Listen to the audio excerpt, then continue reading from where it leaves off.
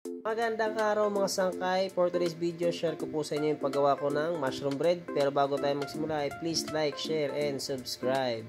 So yun mga sangkay, bali simulan na natin ang paggawa ng mushroom bread.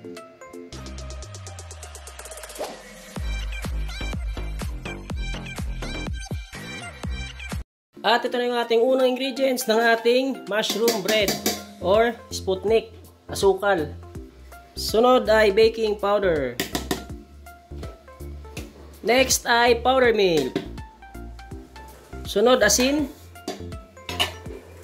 Next ay maglalagay ako ng konting egg yellow food color. Sunod ay 2 takip ng vanilya. Takip ng galon mga sangkay. Sunod ay 1 itlog. Sunod ay margarine. Sunod natin ilalagay ay tubig. At ayan, kapag kumpleto na yung ingredients na aking nabanggit, ilagay nyo na lahat sa ating masahan, ay haluin muna natin. Tunawin natin maayos yung ating asukal at saka yung asin.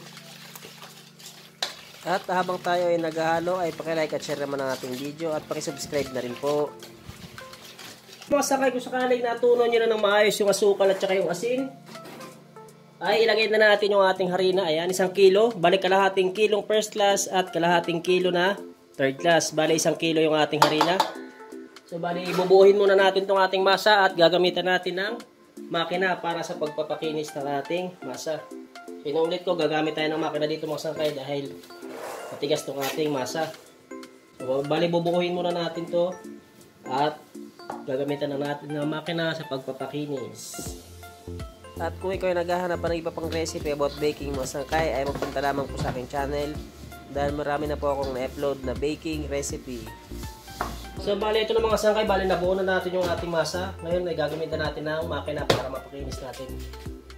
At ayan mga sangkay, pagkatapos natin imakina yung ating masa ay ikakat na po natin bago natin pormahin yung ating mushroom bread.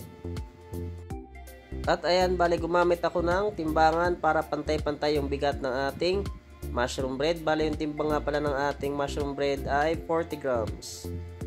So bali mga sangkay, bali wag po kayo basta-basta magpapasok forward ng ating video para masundan nyo po ng maayos ang paggawa ng ating tinapay. So maiksi lamang tong video natin mga sangkay. So bali tapusin nyo lamang po para kung sakaling kayo ay gagawa ay masundan nyo po ng tama yung ating paggawa ng mushroom bread. At ayan mga sangkay, pagkatapos natin ikat ay bibilugin na natin yun yung ating masa. So ayan, kung mapapansin nyo sa lamesa ay meron tayong liquid na kulay puti. Evap milk po yan. Bali gumagamit ako nyan para kumapit yung ating masa sa ating lamesa. So ayan, bali gatas yung aking ginamit mga sangkay. Pwede rin po kayong gumamit ng tubig. Gatas po yung aking ginamit dahil makakatulong din po yan para mas mapabango natin yung ating tinapay. So inuulit ko mga sangkay, so bali wag po kayo basa-basa magpa-fast forward dahil ang video natin ay maiksi lamang po at ang bawat video ninyong makikita ay mahalaga po para masundan nyo ng tama ang paggawa ng mushroom bread. At dito sa part na ito mga sangkay, kung makikita nyo, nakalagay na po sa ating tray yung ating binilog na masa. So bali nakagawa tayo ng 46 pieces na mushroom bread. Bali ayan, yung natira nating gatas kanina na ginamit natin sa pagbibilog ng ating masa ay ginamit ko na lamang po pampahid sa ibabaw. Bali optional lamang po yan. Kung sakaling wala kayong pampahid na ibab ay okay lang po. At pagkatapos sa ating mabilog at mapahiran sa ibabaw ay pwede na po kagad natin isalang. At ayan, bali yung init ng ating oven is 180 degrees Celsius at gagamit lamang po ako ng katamtaman lakas ng apoy. At after 7 minutes sa ibaba mga sangkay, simula nung ating isinalang ay ililipat ko po sa taas yung ating sinalang. Bali dyan na po natin sa taas aantayin maluto yung ating mushroom bread.